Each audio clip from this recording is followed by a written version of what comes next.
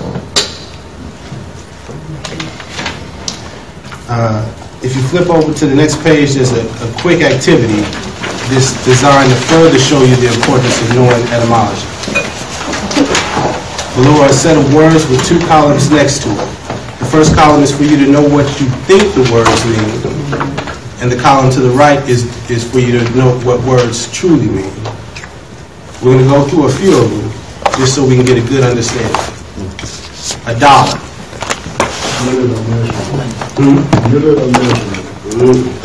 Okay. How many people thought a dollar was a piece of paper? Come on now, be honest. It's okay. Right? You think a dollar, that dollar bill, right? The true etymological root of a dollar is actually a silver coin. So you see, we never even really had dollars. That's just bills. But that's a whole other discussion.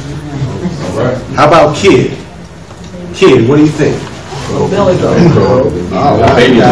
are on it. You guys are on it. See, I found that one out a couple years, and now I catch myself. Anytime I say kid, I'll say child, or young one, or middle one. And even if you look at the word kid backwards, you know what you got, right? This is a good one. This is a good one I find very interesting. How about ethnic? What you guys think? Ethnic. Anybody?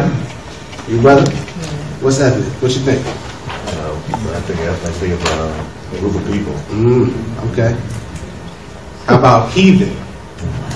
That? Heathen. Not what ethnic. Oh, but it is. Oh, that's what you're saying? That's what it truly is. So when you think of ethnic studies, right? What are they really saying? Pagan studies. Let's see if you don't know it. It's right over your head. Ghetto. How about ghetto? German word. Comes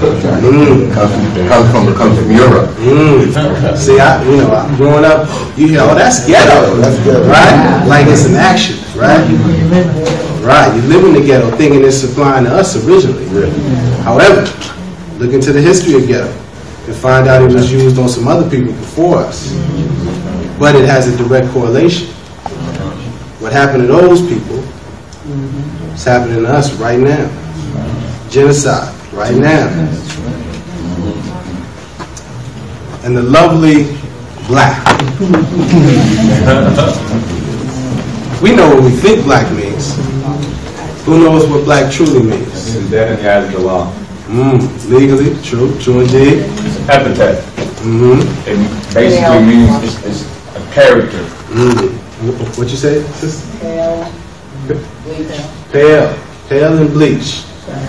Contrary to our beliefs, contrary to our feelings, black is pale. Doesn't mean us. We got to know this. We have to know this. And this is not, and once again, all of this is not based on emotions, not based on what I think, not based on what I feel. You can look it up in the dictionary for yourself. Like a wise man says, just prove it wrong. Person arising from positive law or the institutions of society.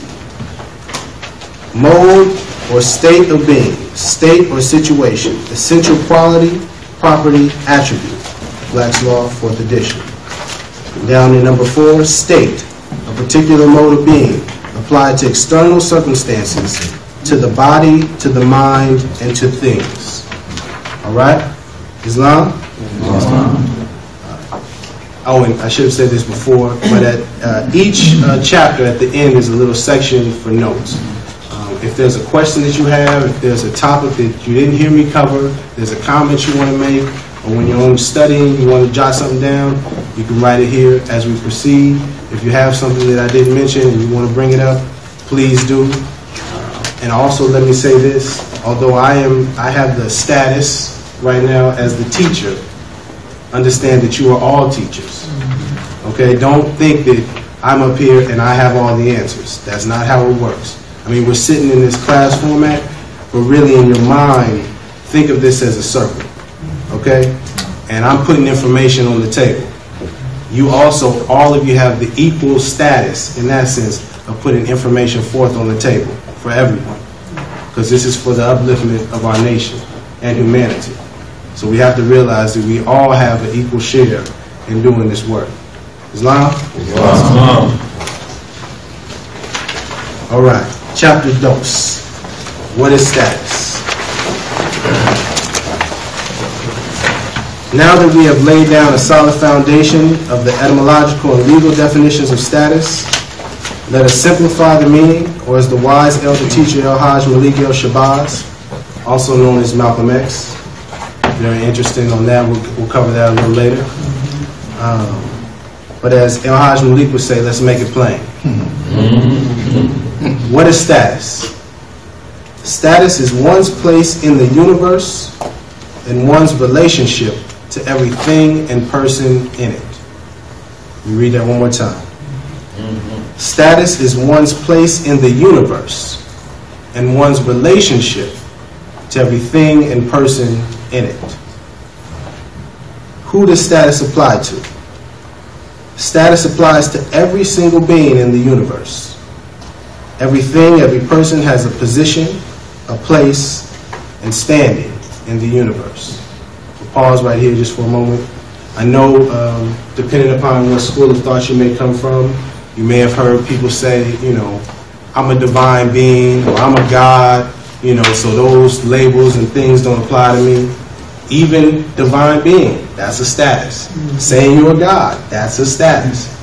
So understand that even, no matter how conscious you feel that you are, everyone has a status.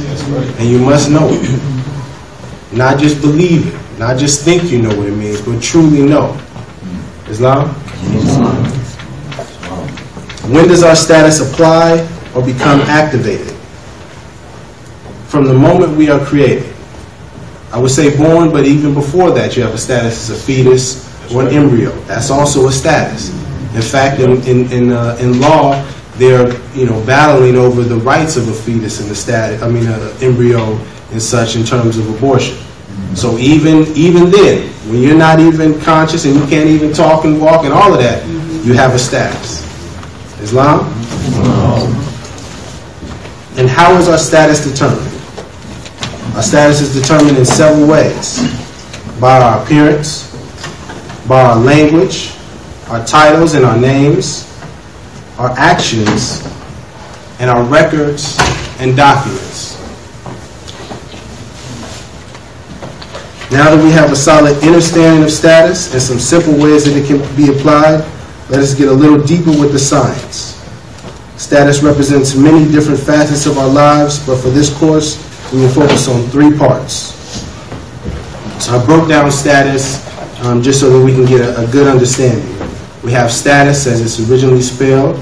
That's our relationship to people, to the community, be it this classroom, your block, your neighborhood, your city, your state, your nation, the continent, the world, the universe. That's status. A state, yes. No, sometimes it's also important to know that we have very many different statuses depending on what the venue is. Indeed, indeed. You have a state, which is one's relationship to all property, be it the property in my pocket, the property in your home, the property as your family, the property as a nation, including the land and all the resources within it. And just a little piece for homework, what I would like you to do, I thought about this. When you go home, look at everything you have in your home and make a list of all of your property or your estate. Make a list of all the books, all the CDs, movies, clothes, socks, pens, food supplies, everything. Then start putting a price to it. Put what its value is. You add that up. That's your personal estate. You can do that with your entire family. Now that's your family's estate. And you can get that insured. You see? In these days and times, Moors are unfortunately known as blacks, black American, African American, people of color, Negroes, niggers, etc. All of these terms are synonymous with the term Negro, especially black, as it literally means Negro in Spanish.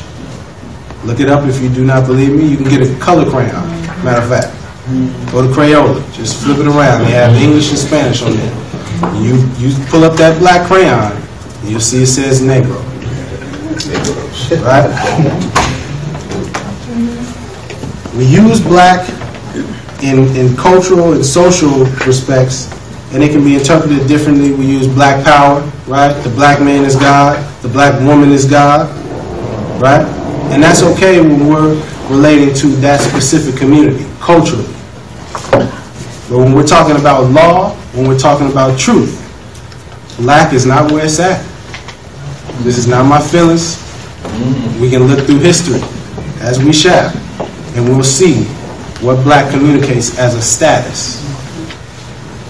Rahme'el, if you don't mind, and I also want to interject on that. With what we're dealing with, I would advise everyone to get that connotative linguistics out, because in most cases, when you're dealing with a situation where you're in danger or where you have to present something that maybe is uncommon to you, then what you normally do, what is habit, comes out. And so if you keep walking around doing something that's backwards, understand that when presented, you know, certain parts of your brain, your reactive mind kicks in for protection. Your reactive mind has been trained to do something. And until you reorientate yourself, correct yourself, it will come back out.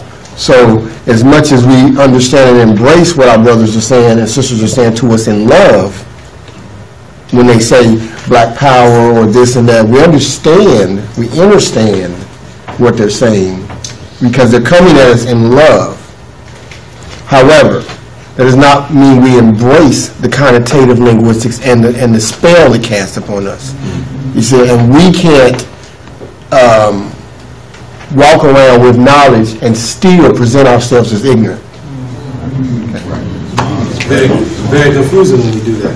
Let me read a quick excerpt from the autobiography of Malcolm X, El-Hajj Malik Shabazz. It kind of hammers home on this point, you know, especially because most black people, quote unquote black people, they always talk about Malcolm X by any means necessary, etc. But rarely do they really listen to what he was saying. So let's examine this. On page 347, when he was in Mecca. You may be shocked by these words coming from me, but on this pilgrimage, what I have seen and experienced has forced me to rearrange much of my thought patterns previously held and to toss aside some of my previous conclusions. This was not too difficult for me. Despite my firm convictions, I have been always a man who tries to face facts and to accept the reality of life as new experience and new knowledge unfolds it. I've always kept an open mind, which is necessary to the flexibility that must go hand in hand with every form of intelligent search for truth. This is coming from Brother El-Hajj Malik himself. When he found out some truth, he on to it. Now he's standing on that. And that's what we must do. I know it's easy for us to say, what's up, black man? And that's cool, but it ain't cool. Right? But I wanted to get to the current examples of black as a legal status because it's very powerful, and my brother Fly Benzo in the back pointing it out. Before we get to our brother Mustafa Hefni, which was an Egyptian, let's first read you a little excerpt that I found on the Wall Street Journal. Chinese people in South Africa have the status of black. A high court in South Africa ruled on Wednesday that Chinese South Africans will be reclassified as black, a term that includes black Africans, Indians, and others who are subject to discrimination under apartheid. As a result of this ruling, ethnically Chinese citizens will be able to benefit from government affirmative action policies aimed at undoing the effects of apartheid. The next page. So after 3.3, you can flip over from 3.3. Sorry, excuse me. So you flip over right after 3.3 at the top there. I'm reading from this excerpt. We all good?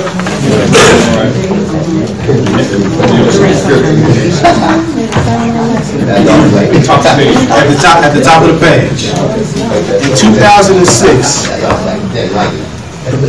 In 2006, the Chinese Association of South Africa sued the government, claiming that its members were being discriminated against because they were being treated as whites, and thus failed to qualify for business contracts and job promotions reserved for victims of apartheid. The association successfully argued that since Chinese South Africans had been treated unequally under apartheid, they should be reclassified in order to redress the wrongs of the past. I point this out, and you can look this up for yourself, that we have Chinese brothers and sisters in South Africa that have the status as black. Follow me? It's clear that it's a status, right? Now let's go on the other side of things. As our brother Fly Benzo said, Mustafa Hefni, a little bit below. And this is a CNN link. You can check this out. Look up Mustafa Hefni, Egyptian, right? Mustafa Hefni was born in Egypt and has always been proud of his Egyptian culture and his African ancestry. But when Hefni immigrated to America, the U.S. government told him he was no longer a black man. I was told by immigration that I was white. I was not told by immigration that I was white until I passed the exam for citizenship, and then I was told I am now white, he explains.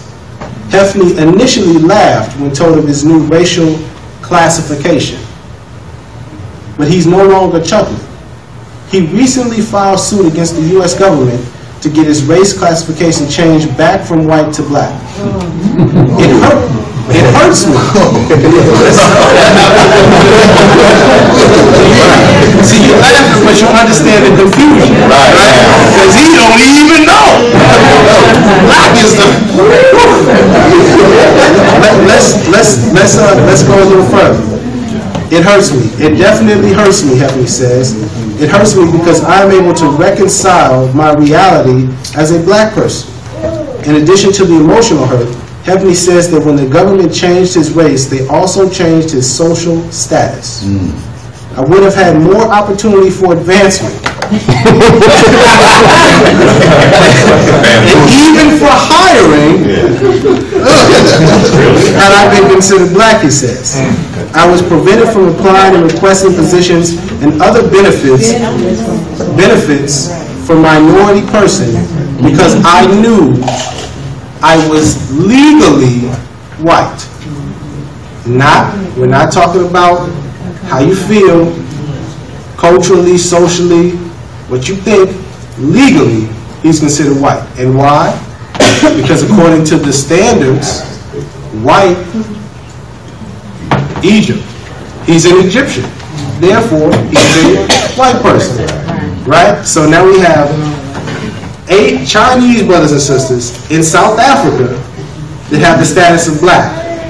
And we have an Egyptian brother coming from the land, and now he has a status as white over here.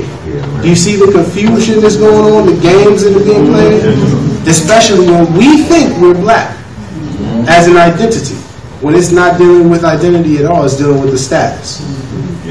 Make sense? Cornell West. I just made a video about our brother David Banner. I love the brother, but he spoke on the Moors before in several interviews. And he's even proclaimed himself that he's a very intelligent person. SGA student body president. He even went to Congress and was defending hip hop. So that let me know he's aware of law. If you go into Congress and you have some understanding of law, and I'm not a genius. I'm not saying I know everything. But if I can know this information, you mean to tell me that they don't? That's what I keep asking. Oh, but they do, and that's really the truth. They know. And the fact is, we have to wake up. That's right. But I don't to answer your question, they definitely know. And the more we wake up, they will have to pay their karma for their actions. But as long as we continue to fund them, continue to believe in what they say, they'll keep on doing their hustling. It's just that simple. So there's a couple of key points that I want to go back to reiterate about the status. Make sure that you understand that status is the first question. Period. That's first. And status will come at you a lot of different ways, which is where we're going to go when dealing with jurisdiction. So the words that you use in a lot of cases is how your status is determined, and the status is going to go hand in hand with jurisdiction. And so you need to understand how the two are tied together, and jurisdiction can be given instantaneously with the wrong answer to status. So right when you answer incorrectly to status, right there, you just gave jurisdiction, okay? And we have to always be cognizant of that. Extremely cognizant when coming in contact with them. What's your name, sis? Gloria. I'm Rahme'el. All right. You want to go through the presentation? Okay, let me know if you have any questions. All right. Now, what's her name? Gloria. Okay. What did she just say? My name. Now, what's her name? Grand. Okay. What's the proper response? My Now, that's how slick it happens. Understand? We get it? Okay? It didn't seem like I was doing anything. Introducing myself. Okay? Understand that everything operates based on contracts, covenants, permission, everything. So turn to jurisdiction, which is right. So you should be able to just flip the tab. And we're going to get into, first we're going to deal with words, so that you can truly understand what exactly jurisdiction is and what it means, and some words that have serious implications whether we understand it or not. Okay, so under jurisdiction, who wants to be the reader? Reader for jurisdiction. I'm gonna pick some. Okay, I was about to say I'm gonna pick someone. All right. You want me to start? Start with jurist. Okay, jurist. And speak loudly because you're on live stream. All right, number one, jurist, noun. Mid-15th century.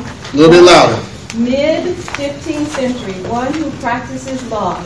From Middle French, jurist. 14th century. From medieval Latin, jurista, jurist. From Latin,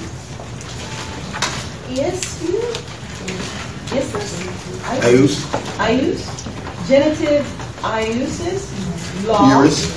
From Pi. Now, pause right quick. Pi. P-I-E. When you see that in all capital nomen, it means Proto-Indo-European.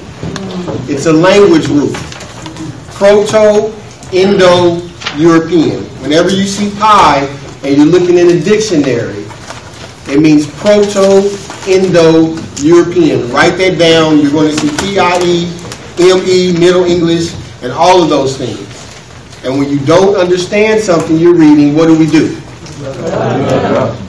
That's it. If you don't know what it means, don't just go past it. Look it up. Okay, break that thing down. Okay, so pi is what? Okay, go ahead, sis. All right, use with an asterisk in front of it, which tells me that there's something else going on there with that word. Okay, then it says law, originally a term of religious, cult, perhaps meaning sacred formula. Compare, in parentheses, compare Latin Jure to pronounce a ritual formula, Vedic Yos, Health, Avestan. Man, I should have looked at this before I started. I know I was going to read another language. Okay. Yos, the, make ritually pure. Irish, Heusi, just. The Germanic root represented by Old English, AE, custom law. Old High German, Ewa, German, Ehi, marriage, though sometimes associated with this group, seems rather to belong to Pi. Which means what? Okay. Asterisk, EI, to go. Okay, so to go. Meaning a legal writer is from 1620, from 1620s. Okay. So that's jurist. It's a lot in there. Yeah. Okay, it's a lot in there. So we're gonna take a little bit of that out, and we're gonna break it down a little bit further. Okay. Now it's going to tell you, why do y'all think that it says, and I'm just asking for your thought. No right, no wrong. What do you think? Okay. Why does it say perhaps meaning sacred formula? I say established. So much translation. Okay. Now, what does the word sacred mean? Okay, now, I'm going to ask this again. If sacred means secret, why are they calling it a sacred formula? Secret formula. Now, where does law come from? From us. Okay, well, where does it come from? Muslim customary, isn't it like Muslim customary law or something? No, where does law come from? Latin? Like Thank you. So now, why is it called a sacred, meaning secret, formula? Because you're provoking something. Okay? Because you're doing what? You're provoking. It's a formula of nature. They're talking to you about where the law comes from. It's a formula. Law, everything is bound by law. Everything. Everything. There's no happenstance. Everything happens within law. There's laws that govern everything. Sacred is always secret. Your sacred societies or your secret societies, your secret societies or your sacred societies. Now we're going to read the composite word of jurisdiction. And what I want you to pay attention to is whether they kept alive the roots when they put them together. Okay? Pay attention to whether they kept the spirits of the word once they combined them. Okay, now I need a reader for jurisdiction.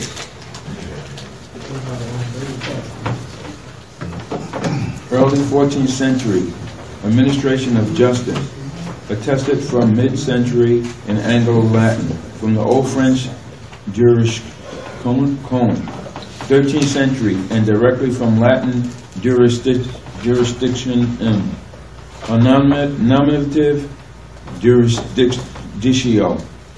Administration of justice, jurisdiction, from uis, general, I don't know if I'm... Juris. See juris. Right, law, and dictio. A saying, see diction. Meaning, extent, or range of administrative power is from the late 14th century, related to jurisdictional. Okay. What did I get from that? Sounds more opposing, more dominating. Okay. What else? Like even with the key word attest, that means to go against. Okay. And what else? Where did they get this administrative word? Sound like that they I see nothing about the good of the other parts of that word and created a concept or idea. They created a context. And that context that's created is both connotative and denotative if you understand how to read it. It tells you administration of justice. So justice goes back to what? And just deals with what? And all righteous things come from who? And who? Okay, God, Allah, Yahweh, same thing.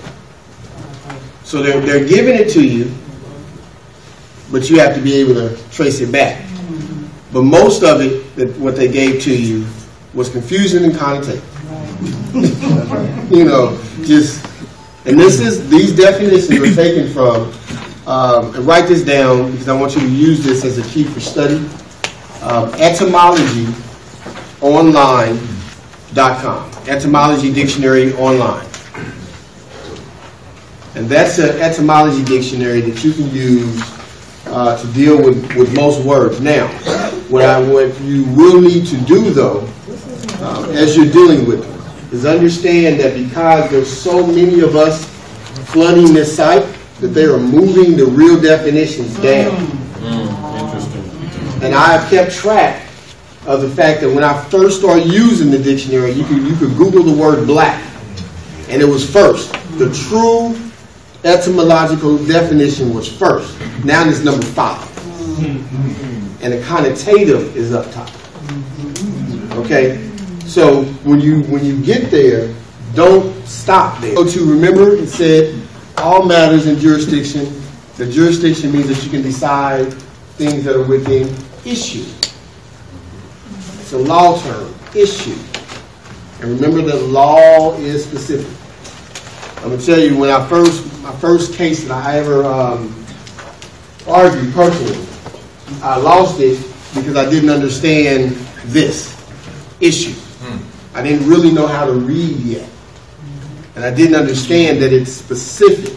I'm arguing this, thinking I'm smart and suave coming in, blase, blase, and I simply could have argued this one point and been done. But I came over with, let me ask you this, let me ask you that, and it had nothing to do with what they said. Okay? Issue. Okay, so let's read issue. I'm going to read it because I want you to hear it. I want you to know it. Issue. To send forth, to admit, to promulgate. As an officer issues orders, process issued from a court. To put into circulation. As the Treasury issues notes, to send out officially, to deliver, for use or authoritatively, to go forth as authoritative or binding. Now, that doesn't sound anything like what I just said, right? Now, this is the other part of it. Pleading. A single, certain, and material point deduced by the pleadings of the parties, which is affirmed on the one side and denied on the other. A single, certain, and material point arising out of the allegations of the parties, and it should generally be made up of an affirmative and a negative. A fact in controversy by pleadings. The disputed point or question to which the parties in an action have narrowed their several allegations and upon which they are desirous of obtaining the decision of the proper tribunal. When the plaintiff and defendant have arrived at some specific point or matter affirmed on the one side and denied on the other, they are said to be at issue. But as used in a rule of court, a case is not at issue where nothing but a demur has been filed, presenting no issue except a question of law as to the sufficiency of the complaint. The question so set apart is called the issue and is designated according to its nature as an issue in fact or a issue in law. The first part of it didn't sound nothing like the second, did it? Issue. You were driving 70 miles per hour in a 65. No, I wasn't. Issue. Issue. No, I wasn't. That's the issue. All right. And relative to status, the Europeans, whenever you apply to jobs and you complete applications, they only give you the option of selecting black. And so we're accepting those issues that they give us through those granted privileges, and we have to accept all the conditions of it because that application is indeed a contract. Islam. Islam. When you get into the matters in law, always remember specific. Keep your emotions out of it and argue the issue. Because they will present it as an issue. They really will, because they have to. They have to present it. They don't, when you get into the cases, they don't present the mumbo jumbo. They're specific, they line it out, they give you the penal code, they give you all that nonsense, but it's specific. You did this is what you did, this is what you did. Don't argue anything else but that. That's the issue. And that's what issue means. Okay? Right. So the issue is jurisdiction, all right? Yes. That's always the issue. It's always the issue. Now, what's the supreme law of the land? Treaty and treaty. United States Constitution. Do they have to follow it? Yeah, they're supposed to. Why? Because it's a supreme law. That's where they get their power from. Thank you. That's it. That's it. You don't need to say nothing else. That's it. Say it one more time. That's where they get their power from. Say it again. Supreme law of the land. That's where they get their power. It's the supreme law of the land. That's where they get their Thank power. you. Keep it simple. Supreme law of the land. That's why you got to do And it. the fact that they were created by the Constitution means they must follow it because they were a creature of it. They were created by it. So, Understand. That's simple. You have to do it. Now, where is it guaranteed that they have to do it? What does the Constitution say? No, what does it say that they have to do it? How does it make sure that they have to do it? but they must take an oath. Talking about the public officials? Yes. They must take an oath of office. They are what? Bound. Bound. So we get it. We understand that. There's no choice. The only choice is the choice that we give them. Right, and it's like their great seal. Yes. Yeah, exactly. Okay. Now, bound. I'm gonna read. Read bound. Bound. As an adjective. No, I got it. No, we're still there. I'm just reading extra words to bring into meaning. Okay. Bound. As an adjective denotes the condition of being constrained by the obligation of bondage or covenant. As a noun denotes a limit of boundary. As an adjective denotes the condition of being constrained by the obligation of a bond or covenant. As a noun denotes a limit of boundary. Bound. So they are bound by oath of affirmation. Limited. Okay? Judge's oath of affirmation and police oath of affirmation. Get them. Okay? Affirmation. What is an affirmation? It is a solemn religious assertion in the nature of an oath. What do they take the oath of affirmation on?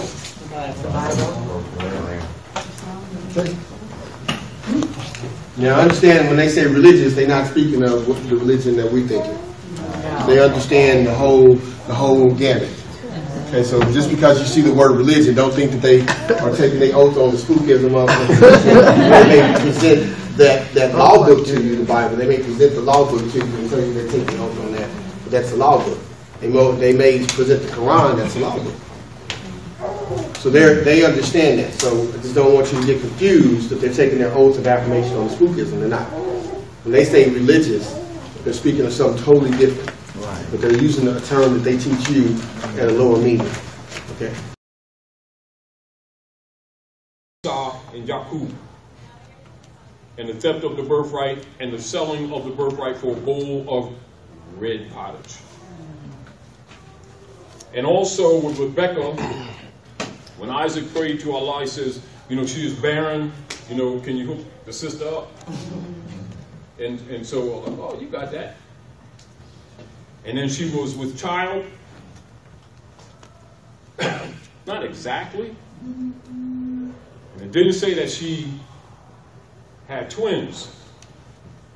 It says she had in her womb 2 different nations, 2 different manner of people. That's the hybrid experiment. The priesthood will never tell you that because that goes into the Kabbalistic lessons before the transitions of the Book of the Dead into the Septuaginta and later into the Bible, which they lock out some of the true history. But it is maintained by the priesthood. But you should know, because you need to know what you're dealing with. So your battle with Rome has to come from the pineal gland, because you will not beat him physically, because he's a death machine. Do you understand? However, this is the comprehension. If there can be generated amongst you enough energy with purity of heart, Mother Nature takes over and will assist you. That's how you're going to beat Rome. And you're charged with it, so don't think you're going to escape, because you ain't getting out of this. And so you're going to have to beat him from the heart and the head. That's where the activation of the pineal gland comes from, what you know as ascension. All right? Kundalini, activation of the chakras, it all means the same stuff. And if you try to shortcut, you're not going to have a happy outcome, because nature's not going to let you get away with it. Don't hide behind your beliefs, because she doesn't recognize personal station based on principle and principle alone. Best advice to you, turn your hearts back to your ancient mothers and fathers, learn the culture, because the earth is being smitten with a curse, and you're charged with fixing this thing because you started it. Don't think because you got new bodies that you're getting out of this, because you're not. Some of you are your own ancient mothers and fathers, and there are very few no new spirits on this planet. That's the fact. Now, their enforcement of that secret treaty of Verona is the doctrine of discovery. Write that down, because as soon as you go home, I want you to look up Pope Francis. Pope Francis, and the Christian doctrine of discovery. Use that. Are we clear? Because that is part of the basis of authority that the gangs of New York are using on you when they stop you on the streets. The policemen are not officers. They're the world's largest organized gang. With agreements with the popes of Rome to carry out the doctrine of discovery. That's why they kill Asiatics on the street, and this is why they're not punished, because they're on a mission. That's right. Plus they get kickbacks for the organs. And if you think that when them deputy knights go out and kill Asiatics and you, the judge didn't even say that. They're boys. And they're vampires. Now, the other issue is, very often when we're talking about DOAOs, Delegation of Authority Orders, in accordance to Article 3, Section 1 and 2 of the Constitution, which binds them predisposed to the treaty, which is the supreme law of the land. This is another reason why they don't want the people to know their Moorish bloodline, because you're the heirs of the estate overthrown. This is where Article 6 of the Constitution, the American Constitution, comes in, and it's also where Act 6 of the Divine Constitution and bylaws of the Moorish Holy Temple of Science, the Moorish Science Temple, comes in, where you declare your nationality, your protection or the securing of the treaties in Article 6, wherein as all debts and engagements entered into before the adoption of this Constitution shall be binding against the United States under this Constitution as under the Confederation. And all treaties made or which shall be made in pursuance thereof shall be the supreme law of the land. And the judges in every state shall be bound thereby. Any laws or constitution of any state to the contrary, notwithstanding. So how do they overcome that? This is where the coup took place in 1871.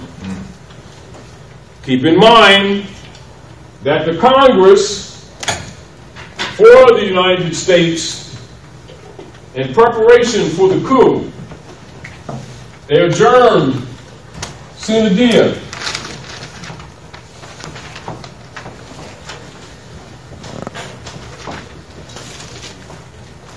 (1861). Then the coup, 1871. Remember, in between, right? Freedmen's Bureau closed it 1868, created the 14th Amendment Corps. 1868, after they closed the Freedmen's Bureau, that's when they were supposed to give you back your name, your nationality, your religion, your culture, 40 acres and a mule, and finances for building whatever you wanted on the land, etc., between the Rocky Mountains and the Allegheny Mountains, 3630 parallel.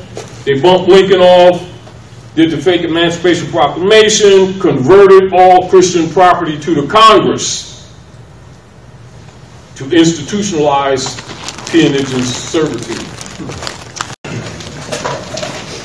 Adjudication is the giving or pronouncing a judgment or decree in a cause.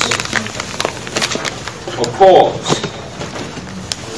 Also, the judgment given or an entry of a decree by a court in respect to the parties in a case.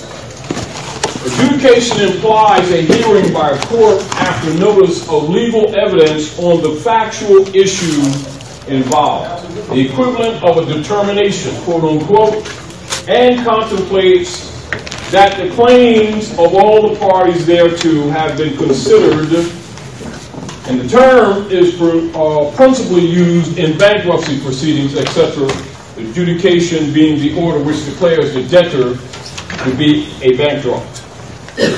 So, in law, in human relations, whenever there is any controversy whatsoever, matters not. First issue in law is status.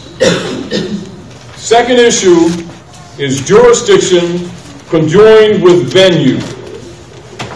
Then adjudication.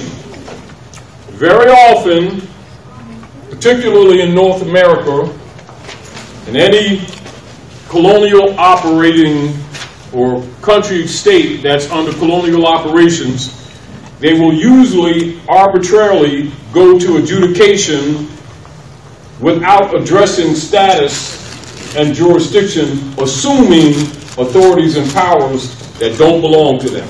Are we clear? People who don't know or don't object to or waive their right of claim and their legal lawful status often don't challenge and therefore accept claims of or actions of adjudication without considering status and jurisdiction for the sake of not knowing it. But status, as the brother presented, is always the first consideration. Our people aren't usually used to it because it's usually assumed that they're Christian property. So the Europeans usually just assume jurisdiction, meaning the power to rule over. And it has three types: in personam jurisdiction, the living being, and the person, also corporate person, the estate. Subject matter, which is the type or cases of law, and territorial, which means political jurisdiction or the aggregate land. All of those things should be taken in consideration. And so when we're talking adjudication, this is where someone's assuming to have power already delegated to them and are exercising the powers. But consider this: those Europeans are operating in a land that is not their own. Moors is just short for Al-Moroccan, descendants of Moroccans, ancient Canaanites, Moabites, founders of civilization. Are we clear? Yes. What you must understand is that the same culture that you've been talked about to you, that's on that side of Africa, is even older in the Yucatan. And not too far from you, in the Grand Canyon, you've got ancient Huaycupta relics that are older than the ones on the other side. So don't you think that you got to go somewhere else to go home. You've always been home. In the ancient Yucatan, the preservation of gnosis, or knowledge on the planet, and the human species evolution on the planet and outside this planet too, is preserved in mathematical, geometric, what they would call structures that represent thought patterns. So writing is not just in the glyphics of Aleph Bet, but also in signs and symbols. And they would have a cube, and around that cube they usually would build it from 7 woods on the planet, from different parts of the planet, what you call rare woods. And they create a cube, and they'd have built into it filigrees, or what you would call designs or dressings in gold and silver and precious stones, and it would be called an altar. And they would put around it 3 candlesticks representing the 3rd rock from the sun, which the earth is, and also symbolic of the trinity of life. That is the 3 major planets of energy that's used by the womb when the beings are created from the clay of the energies of the planet in the Ankh of the womb of Allah, which is the Moabite woman, to bring these vessels for the spirits to navigate on the earth, called Atmen and Monads. And I'm saying that because overall, of much as that has been said, there's more to be said. And I say that to you now, counting on, in due time, it will spur a lot of the memories and gnosis or knowledge of your ancient mothers and fathers that was already implanted in you, in your cell memory. Some of it's for now, some's for later. But because of time, so I'm telling you this. Because you have to purge on some other levels to beat these Romans, because you're not going to beat them from an ordinary degree. Because they are dark high priests, and they're not playing. Plus, they're being moved out the way, and they're both angels, because you're not going to beat them from an ordinary degree. Because they are dark high priests, and they're not playing. Plus, they're being moved out the way, and they're both, and they're not playing. Plus, they're being moved out the way, and they're both angry and just.